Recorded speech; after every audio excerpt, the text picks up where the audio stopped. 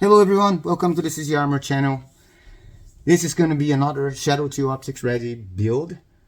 This is pretty much a stock Shadow 2 optic ready. Has a nice magwell here matching the color of the grip panel, maybe a mag release button of a different color, and that's probably all that have been replaced in this gun in terms of not being stock parts.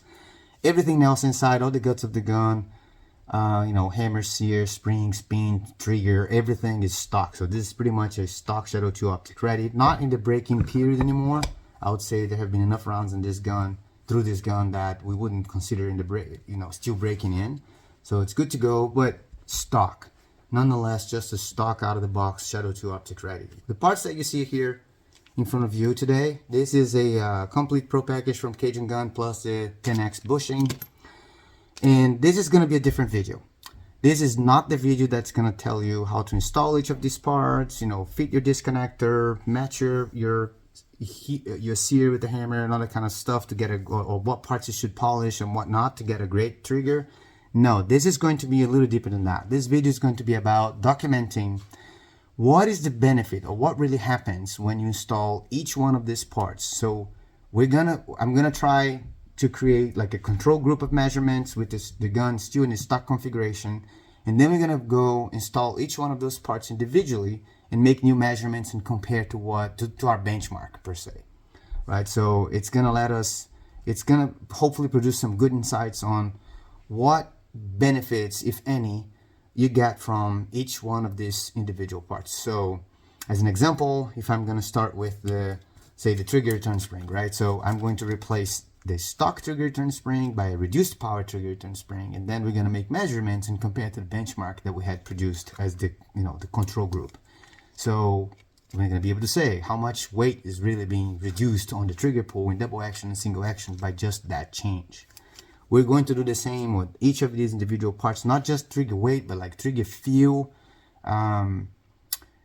and trigger reach, how reset distance. Although I'm gonna try to make this as scientific as possible so we can document what each of these parts really do, and also not just individually but also combined, right? So you get the trigger return spring as an example. There's some benefits, some difference of swapping that by a reduced power trigger return spring.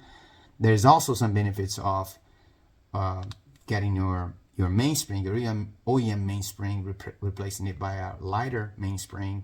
But then what is the benefit of doing both changes, the trigger return spring and the mainspring? So if this is something that is interesting for you, stay tuned and let's begin. Okay, so the first thing we're going to do here is remove the parts out of the way. The gun is clean. There's nothing in the chamber. There is nothing in the magwell, so this gun is safe to operate. And we're going to take some measurements to produce our control group of measurements. So I'm going to start with the trigger weight in double action and single action. So let's put this way, zero our trigger gauge, and start measuring how much this measures in double action. Do 3 pulls, average of 3 pulls.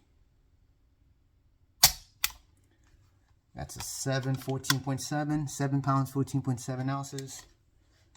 Got a second pull, slowly and steady. That's how you measure trigger pull, by the way. That's a 7 pounds, 15.7 ounces. That's last pull to get the average, slow and steady. 8 pounds, 2.7. So call 8 pounds flat. This is an 8 pound flat trigger in double. Make my annotation here. Let's see what it measures in single.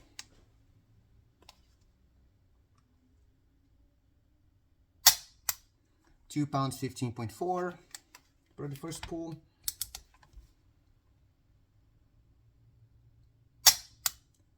£3 0.2 ounces for the second. So basically both pulls are about 3 pounds flat. Last pull to get the average. £2 14.3, so that was the lightest of them, and this is going to bring my trigger, the average at £2 15.3, almost basically 3 pounds. So basically 3 pounds flat. All right, what else can we measure here? Let's get the trigger reach, the distance between I'm gonna use the trigger guard here as the easiest way to measure. The issue here by doing that is that if I do anything to reduce the reach of this trigger, I'm gonna measure a bigger distance as opposed to shortest, as would be the kind of the intuitive thinking here. So just keep that in mind, that when we measure, we want to see longer distances because I'm measuring the gap between the trigger guard and the trigger show. So the larger this gap, the shorter my trigger is. So I'm gonna zero that in, measure about to the center of the trigger. Distance between the trigger guard and the center of the trigger is about 23 millimeters. More like, hold on, let me make sure this is about 22 millimeters. Okay, 22 millimeters. The other thing we can measure here is pre-travel. So I'm gonna keep that ruler in the same place and so in the 22, I'm gonna move my trigger back until I hit the wall here. I mean, it's not the wall, but basically the trigger bar hits this connector and start pushing it back. So this, it's now 26. So about 4 millimeters of pre-travel. I'm gonna write that down here.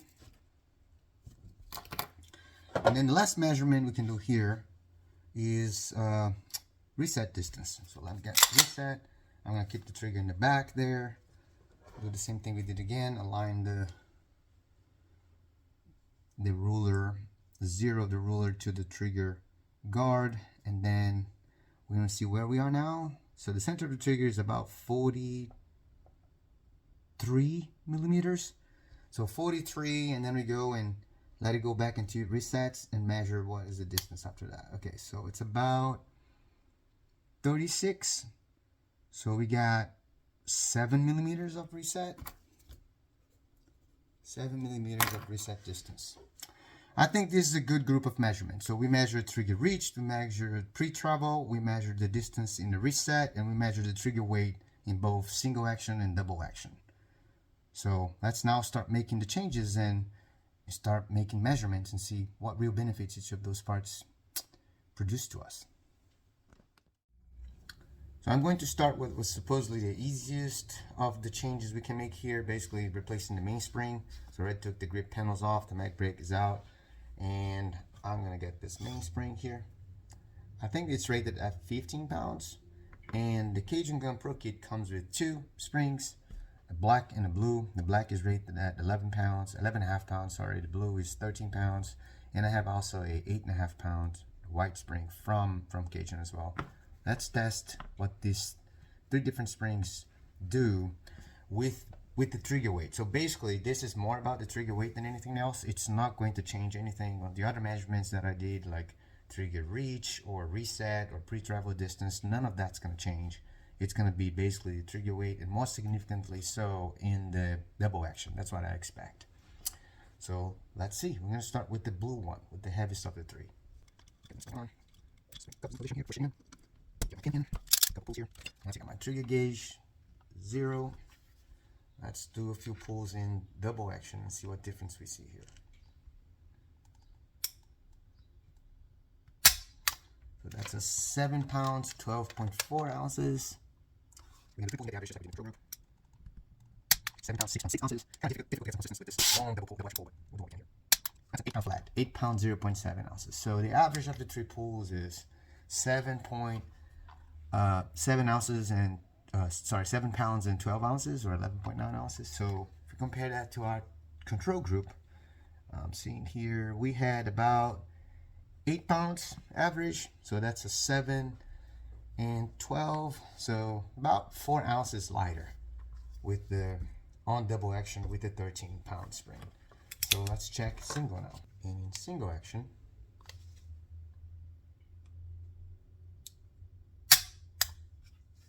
that's 2 pounds, 14.9 ounces. 3 pounds, basically 3 pounds, 0.2 ounces. Okay, got it, 3 pounds, 1.5 ounces. So a 3 pound flat, basically 3 pounds, 0.2 ounces. So what we measured before was a 3 pounds. So 3 pound flat. So still within that 3 pound flat. So not really a noticeable change in single action at all. Few ounces lighter in double, not really much in single. that's what the 13-pound spring, mainspring does by itself. Let's get that off and put the 11 pounds, see what difference the 11 pounds make. Punch here. Up with blue, in with black.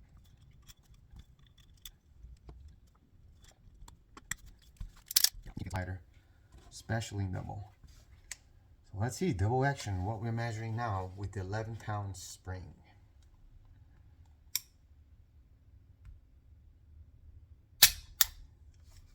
That's at 5 pounds and 11 ounces. Let me use those lighters, maybe pull too fast. Oh, 5 pounds, 10.4 ounces, so be consistent. One more time.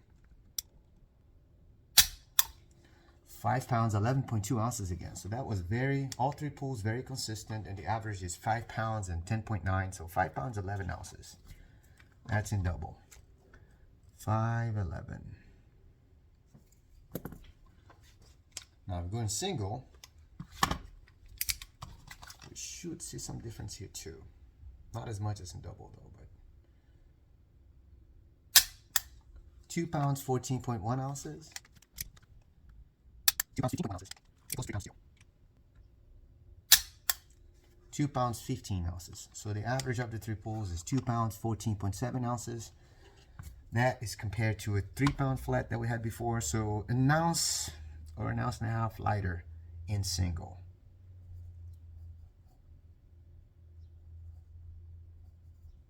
All right, so recapping the impact of the difference the 11-pound spring made.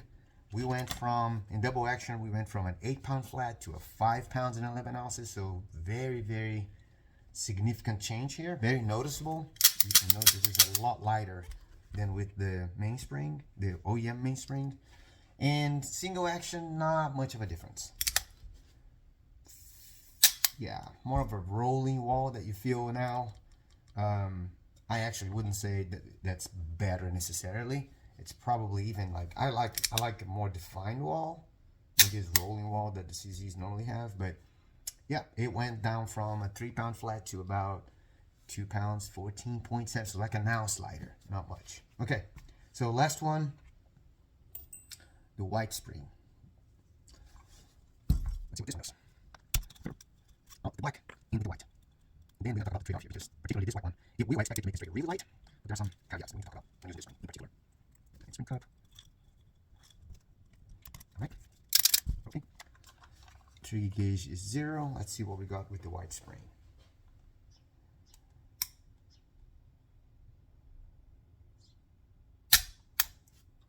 £4 pounds, 11 ounces. Next tool, double action. 4 pounds, 9.4 ounces. Let's pull the average of 3. 4 pounds, 8.1 ounces. Average is 4 pounds, 9.4 ounces. 9.5. So let's say 4 pounds, 10 ounces. Let's put it that way. Right, compared to the control measurement that we had in the original OEM, this is almost half the weight. So this was an 8-pound flat trigger in double action. Now with this 8.5-pound mainspring, it went down to 4 pounds and 10 ounces. That's a really big difference. There's a caveat here though. Let me see if I can talk about this, why we take this. Oh no, actually we have to measure the single action. I forgot the single. Okay, let's measure single first before anything else. Single action with the 8.5-pound spring. It's 2 pounds, 12.5 ounces. First tool. 2 pounds, 10.5 ounces in a second. We're gonna get third. 2 pounds, 12.3 ounces, making an average of 3 pulls of 2 pounds and 11.7 ounces. Or 2 pounds, 12. Let's call it 2 pounds, 12 to make it simple. All right, so it went down from a 3 pounds flat to a 212, so about 4 ounces lighter in single. And like I mentioned, about almost half the weight, like a good 3 pounds and change lighter than the in double action. Now, here's a caveat with this spring, and that could happen with the black one too. The lighter you go with this spring, obviously, your double action is going to get lighter, your pull is going to get lighter, but you also have your hammer hitting the firing pin with less force. The impact is less. So what that means, that could translate to issues like light strikes, and depending on the ammo that you're using, You might not even have it working at all, particularly with this white spring. So this is more like, and I think Cajun has a disclosure about this on their website. If you're gonna go with the 8.5 pounds, you need to make sure you're using federal primers only. So basically either federal factory ammo, or if you're reloading with federal primers. Why? Because those are the softest primers in the market. They will work consistently with this spring, but it has to be federal. If you go like more on the heavier side, like CCI or one of those foreign primers that we're getting from abroad, they're normally really hard. It's almost certain that you're gonna have issues using this spring, and you might run into issues using the black spring as well. The black spring, like I normally can make it work very consistently, but I always tell everyone, like, this is more of a maintenance thing. Like, this spring is gonna wear faster, much faster than the OEM one. And if you really, if you're a competitive shooter, competitive shooter, or if you just put a lot of rounds through your gun normally, you might buy a few spare of these and replace them every 5 to 10,000 rounds. So you're not gonna have any light strike issues. If you go with the blue, then you shouldn't have any issues with light strikes. And that is, I'm talking about, obviously part of the kit is an extended firing pin. So the black and the white, it's almost like you have to use an extended firing pin to make them work with anything. The blue is fine with the OEM firing pin. The blue will work and will basically not wear over time. It will take forever to wear. You can shoot like tens of thousands of rounds with this one and not need to change it. Black and white, different story. So we're good. We know now what the mainspring by itself does. Let's move to the next one. The next change is going to be the trigger return spring. So we're gonna swap the OEM spring by a reduced weight, or reduced power rather, trigger return spring from Cajun. That's part of the Pro-kit as well. So before I do that though, the gun's already all taken apart, so we can take the trigger bar out and replace the spring. And I'm gonna do something here and then skip to the point that we replaced already the spring, just to make new measurements. But let's do something interesting here. So this gun has no mainspring, nothing in the hammer. The hammer is completely deactivated here. I'm gonna move this connector out of the way, leave the safety on the right side so the trigger bar is positioned correctly. And here basically, like when I'm pulling the trigger right now, if this is in, basically all the resistance here is from the trigger return spring and some friction from the trigger bar in the frame. There's nothing else that is making resistance here to me. So what I'm gonna do is measure just that right now, and then when we swap to the reduced power trigger return spring, I'm gonna measure again, kind of another control measurement, and then we're gonna do with the mainspring and the gun, put together again to see the difference it made. But I just curious just to see what difference just the trigger return spring is gonna make here. Also, I didn't talk about this, but there is like the friction here. This gun has some friction. I can't really measure this. I can only kind of tell you. You have to trust me when I say I can feel the trigger bar touching the frame here, almost, basically everywhere. Either that, or it's just the trigger bar spring underneath that is dragging a lot here and causing a lot of friction. So it's more of a trigger feel than anything else. I don't really expect this to add a lot to the trigger weight, but when you polish and work the internals out and smooth it out, all this situation here, the trigger feels so much better. But so not necessarily related to trigger weight or any of those other measurements we did, trigger reach or reset distance, pre-travel, all that kind of stuff. But it makes the trigger feel better. So let's measure what the trigger return spring OEM registers here for us, just by itself. Let me see if I can do that. I'm gonna hold the gun here, but just pull it until it touches the back. That's it. That's a 1 pound 10 ounce. With the triple again. I need to make sure every time I do that, the safety not 7 in place, it keeps the trigger down. Let's do it again. 1 pound 10 ounce first measurement. 1 pound 11 a second. That's good, pretty consistent. 1 pound 11.2 and a third. So the average here is 1 pound 11, 1 pound 10.8 ounces. So I'm gonna round that down. 1 pound 11 ounces. All right, I'm going to fast forward this and switch to the reduced power one. I'm going to measure again. Okay, I got the OEM trigger return spring out, installed the reduced power trigger return spring, and now we're going to do that same measurement. I intentionally did not clean anything, the trigger bar, or did not lubricate anything. I try to be as neutral as possible here, just have the trigger return spring as the difference here. So let's see what measures now. We're measuring 1 pound 11 ounces average. Oops, influencing that. All right, 0 trigger gauge. Let's see what we got now. 1 pound 3.4 ounces in the first pool. 1 pound 3.1 ounces in the second pool. Check the last one. 1 pound 3.2 ounces again. So that doesn't get any more consistent than that. So obviously, average is going to be 1 pound 3.2 ounces. So it went down from 1 pound 11 to 1 pound 3. So yeah, good difference here. 8 ounces lighter when you use the trigger return spring, the reduced power trigger return spring, at least in isolation by itself. So let's see what it does to what we measured before with the mainsprings. All right, first one of the three, start with the heaviest again. So that's the blue one. You can see there the blue 13-pound rate and trigger reduced power trigger return spring. Let's see what we measure now. Just for reference, we measured this before. Let me see my notes here. It was a 7 pounds 12 ounces in double. So let's see what it is now. I don't think you're gonna see a lot of difference here, but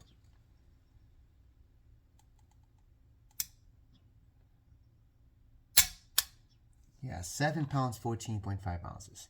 So I'm not gonna do the 3 pulls this time. It's about, we had what I said before, 712, now we get 714. It's just like consistency in pulling. It's not heavier, definitely not heavier, but I'm doing one more time here.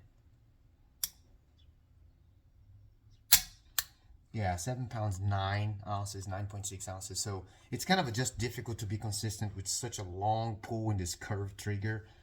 But do one more. I didn't want to do the 3 pulls, but I'm gonna end up doing it anyways. 7 pound 12 ounces, 12.2. So I'm gonna say it didn't change anything basically on the double action with that 13 pound. So I'm gonna say so no change in double action. Let's see what it does in single with the 13-pound spring. 2 pounds 12.6 ounces. Second pull. 2 pounds 10.5 ounces. Last one. Hopefully we can get a good average. 2 pounds 9.9 ounces. So the average of 3 pulls now is 2 pounds and 11 ounces. What we had before was 3 pounds if I'm not mistaken. So let me see. Yes, 3 pounds. So it went down by about 5 ounces. So good difference here. I'm gonna say 211. All right, let's go for the black spring. Blue and black. I'm actually surprised I did not think it would make that much of a difference in single action. It's a good surprise. All right, so we got black. Let's see what the black does in double action. So for reference, the black measured 5 pounds 11 ounces in double action before, and now it is doing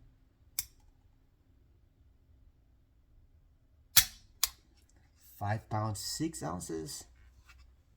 Enter that. Second one. 5 pounds 8.8 ounces. One more time to get the average of 3 pulls. 5 pounds 7.6 ounces. So the average is going to be 5 pounds 7.5 ounces. So 7.5 or 5.8, about that. We went down from a 5.11 to 5.8, so about 3 ounces lighter. So it's interesting that when we measure just the trigger return spring in isolation, it is about 8 ounces lighter.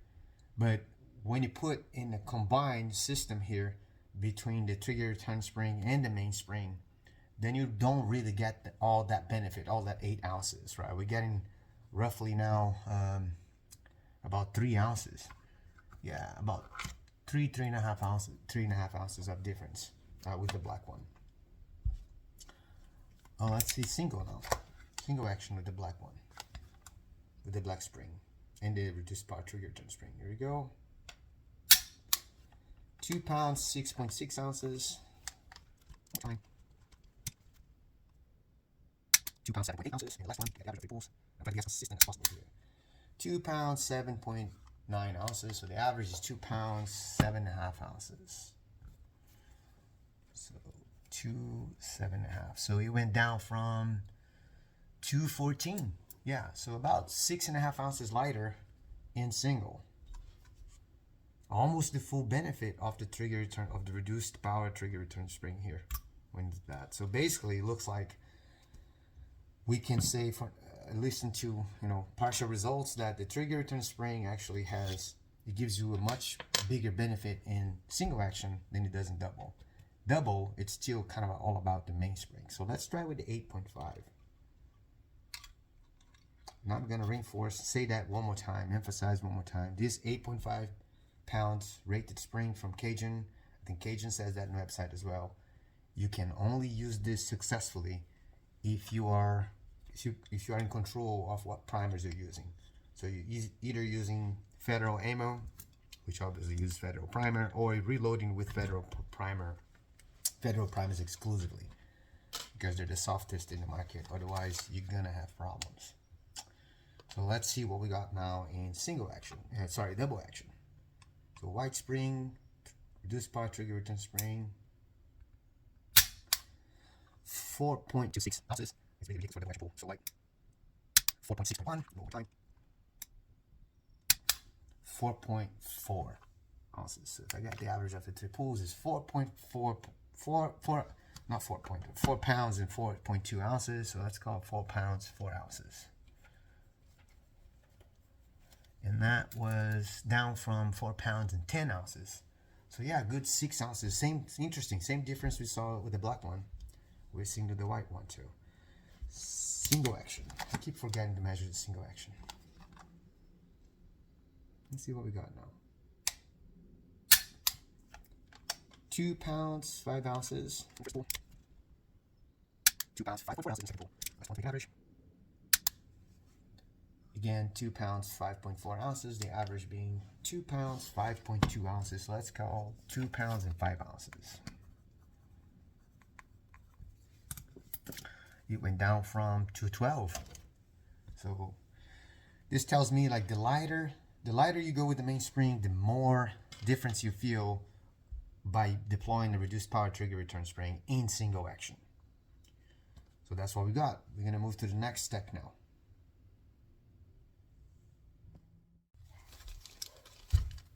Next parts we're going to try is the race hammer and the adjustable sear.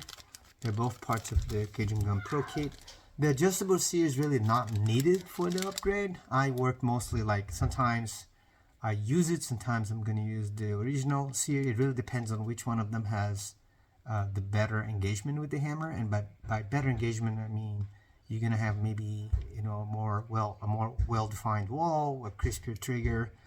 This is all kind of the engagement between the hammer and the sear kind of influences on that. So whatever one of them has the best is the one that I use in the upgrades. But the reason there is an adjustable sear, the reason CGW came with this very, very smart design here, is because when you install the race hammer, the engagement between the sear and the hammer, let me see if I can quickly show you here what happens. If I can open this and get the hammer from inside this bag.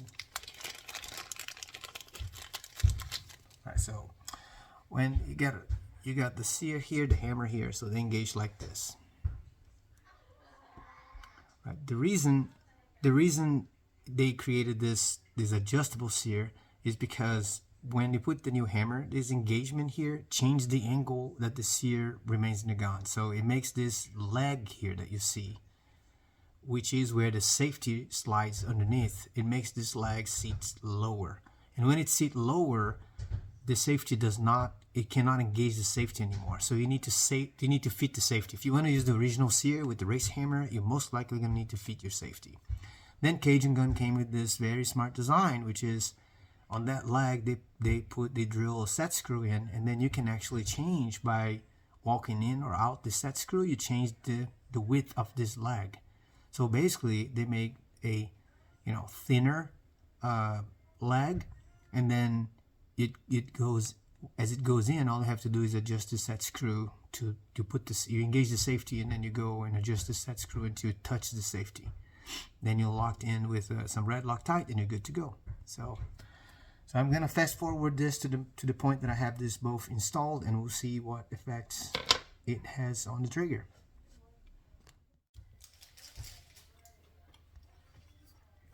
Okay, got the hammer, race hammer, you can tell it's a different one, and the sear, adjustable sear there. I'm going to use the black spring as a reference. I don't expect any significant change in trigger weight, more so in the trigger feel.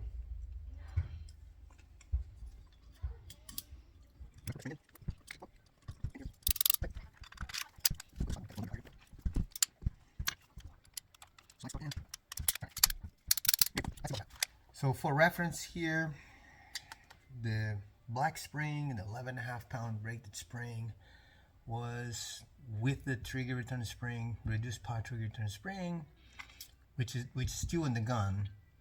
It was giving me a 5 pounds, 7.5 ounces in double. Let's see what's giving me now. It should be about the same.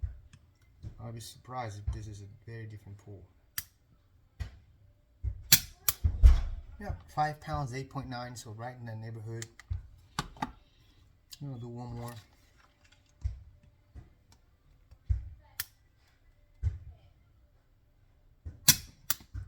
£5, 8.3.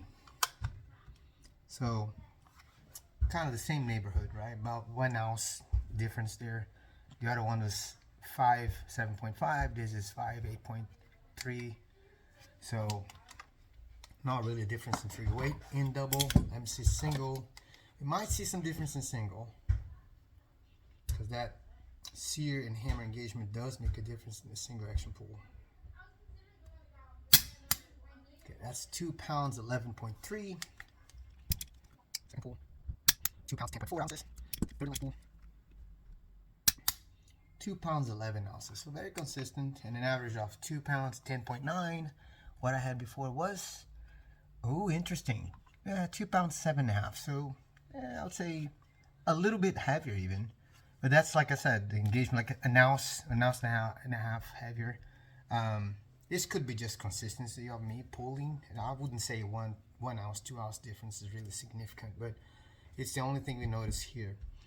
Still, the other measurements, we hadn't been talking about them since we did the control group measurement, like trigger reach and all that kind of stuff. None of this should be impacted by that. Your hammer, sear, this is going to change. We're going to start measuring this when I get the disconnector on. So the disconnector and the trigger shoe, you see they even come in the same bag as part of the kit. You got the oversized disconnector that we might need 2 feet. Hopefully it will come oversized, and I will need 2 feet to the gun, because that's what we want. So we eliminate as much as possible of pre-travel and get that trigger reach as short as possible. And then you have a different trigger shoe here that also helps with the trigger reach. So this is the reach reduction kit that when you don't buy the Pro package, you buy just the reach reduction kit. This is what you get with it. So let's measure here real quick, just to make sure we're in the same neighborhood here in terms of trigger reach.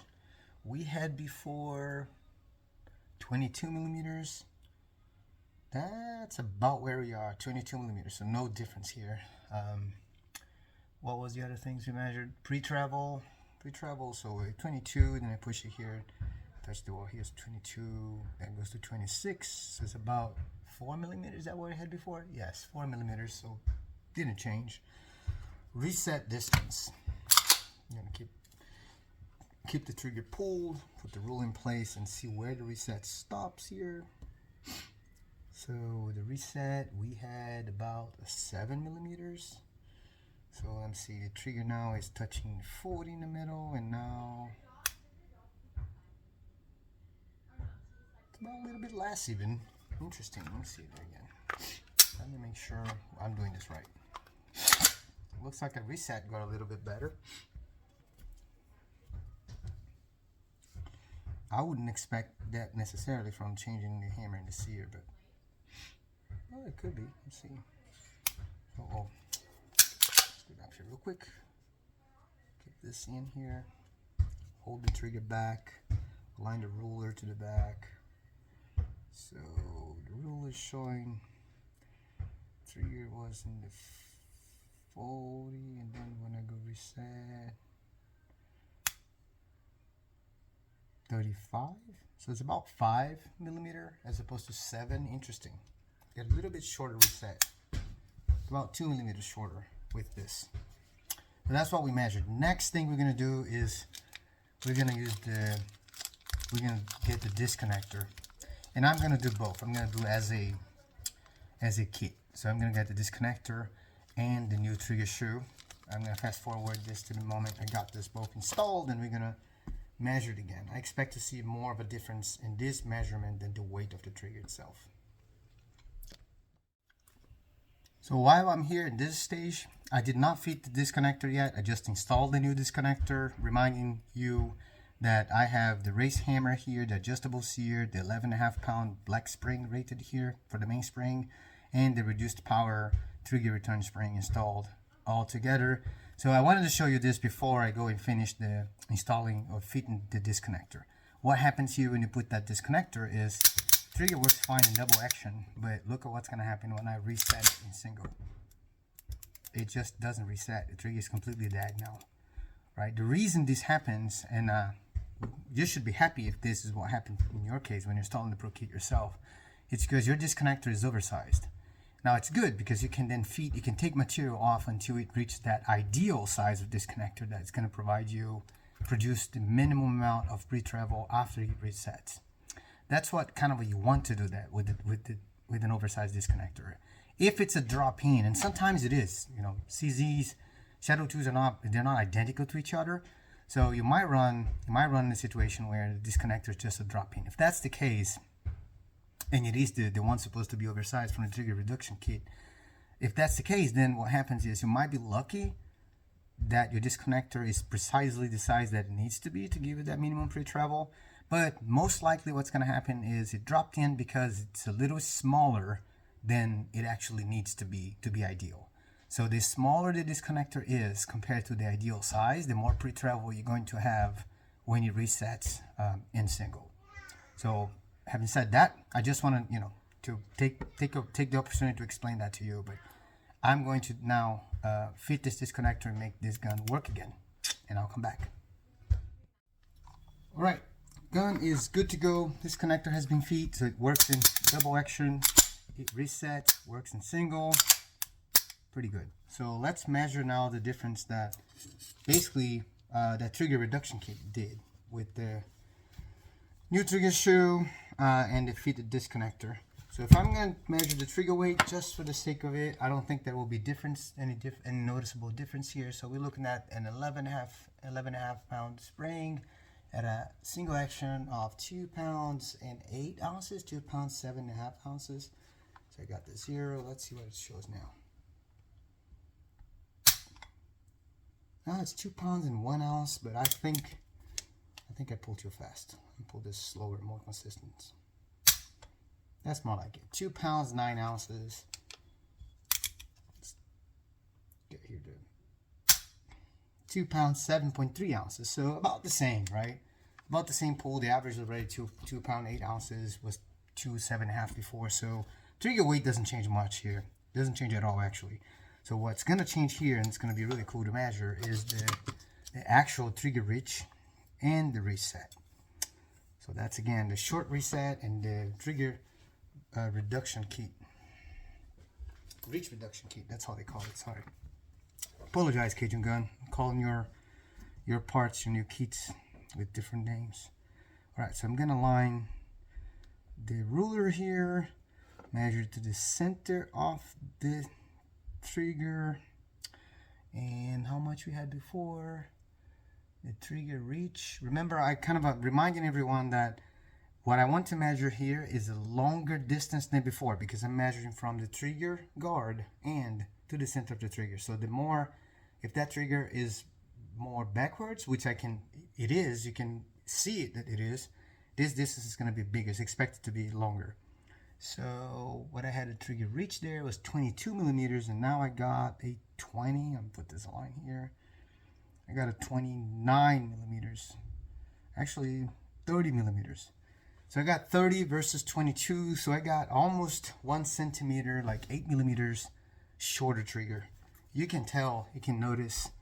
It is, I can post pictures later showing the difference between what this trigger is now and what it was before, but it's significantly more towards the back than it was before. So the trigger reach here is really, it was really improved. It does work. Now reset, it's also a much shorter reset. Oh, by the way, pre-travel. Let's measure pre-travel. We had about 4 millimeters of pre-travel with the gun, with the trigger resting in double action. Now we got, well, it's not resetting, so let me make sure this is reset first. So good opportunity to talk to you about this 2 set screws that you have here in the face of the trigger. So let me see how there you go. We got 2 set screws here. One in the face of the trigger, right here somewhere. Where is it? Oh, it's so hard for the camera to get it. There we go. That's a better angle. So you can tell there are 2 set screws there. One in the face of the trigger down here and one up here at the top. The one up top controls pre-travel. So this one is probably, it walked out a little bit and is not letting me reset. It cut the pre-travel completely and a little bit more than it should. So I'm gonna, kind of put this set screw a couple turns in, maybe a turn in to create some space and let the trigger reset in double action. The other one is the post-travel. So the other one prevents the trigger to keep moving back after the hammer breaks. That's very important because that's what determines how short the reset's gonna be. So let me adjust this. Quarter turn in, and it's resetting already. Okay, there is 0 pre-travel. Okay, in double action there is nothing. Look, not to say 0, maybe half millimeter. I'm not gonna even call it 1 millimeter pre-travel here. This trigger is hard. It doesn't feel there's any take up at all. Right, so don't need to even measure that. I'm gonna measure the reset now, because with that set screw in the top, you can actually eliminate most of the pre-travel anyways. So all you have to do is adjust the set screw. You can actually do this to the OEM trigger too. I actually had a couple OEM triggers that I tapped and drew that, 3 millimeters, M3, sorry, the set screw on the top, just to use to control pre-travel and double. So now let's see reset. I gotta do that. Hold the trigger, align the ruler with the trigger guard. You're gonna need to trust me on this one because I don't think the camera is gonna catch anything here. All right, and it's now in about, oops, a bit more. It's about 40 millimeters. Is that reset here? 38 millimeters. Actually, it's not even 38. It's more like 38 and a half. So it's a 1.5, 2 millimeters reset, compared to a 7 millimeter reset we had before. So that's huge, huge gain. You can tell. I'll go here. That's the reset. Break it. There's nothing here. All right. What we're gonna do next, we're pretty much done. I mean, there is a extended firing pin that needs to be installed. That does nothing to the trigger at all. There is the bushing that I'm gonna install. Again, does nothing to the trigger at all. So the only thing I'm gonna still do with this trigger here, I'm gonna keep the 11.5 pound spring. That's normally the one I use. I need to write down my measurements here before I forget. So the trigger reach went from 22 to, it went 8 millimeters, so like 30. And the pre-travel is 0, and the reset distance went from 7 millimeters to 1.5 or 2, 1.5, 2. Oh, there's another thing we can measure here too. How about pre-travel in single action? Did I measure this before? I don't think I measured this before though. But you got a minimum pre-travel here. Let me show you how much pre-travel we have here in single. there's a minimum. There was a lot more pre-travel than this. This is like a minimum. It's even hard to show in the camera. That's all the pre-travel we have. Like it barely moves. And I actually want this to be this way. I don't want to cut the pre-travel and single action completely, because you run in a very, limit there with the disconnector between having no pre-travel at all and having a gun that doesn't reset at all. So that little bit of like 1 millimeter or less of pre-travel, it's basically to make sure you have the gun, working reliably all the time. This will always reset. Now, to finish this up, I'm gonna put at the end the summary of all the measurements and stuff what we did. But this work is done from an installing and fitting the kit perspective. What I still have to do here is, remember we talked about how much friction we had between the trigger bar and the trigger bar spring or the frame. I can still feel this friction. So this is this here. This is not really this can get a lot smoother than what it is right now.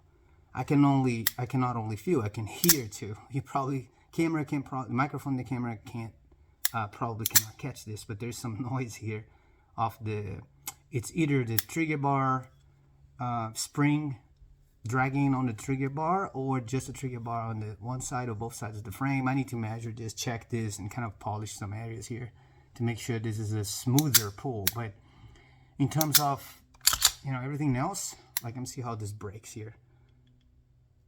Yeah, there's a little bit of that rolling wall that you have on the CZ guns, on the normal, in the Shadow 2.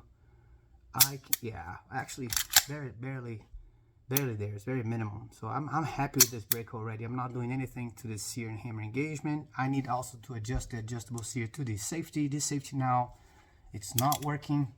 I cannot even engage it. Like I explained to you, because that set screw is so much down in the adjustable sear. So I need to kind of walk that set screw up a little bit to open space for the sear, and then adjust it. And I'm gonna fix this stuff up with red Loctite, and you'll be good to go. Thank you for watching.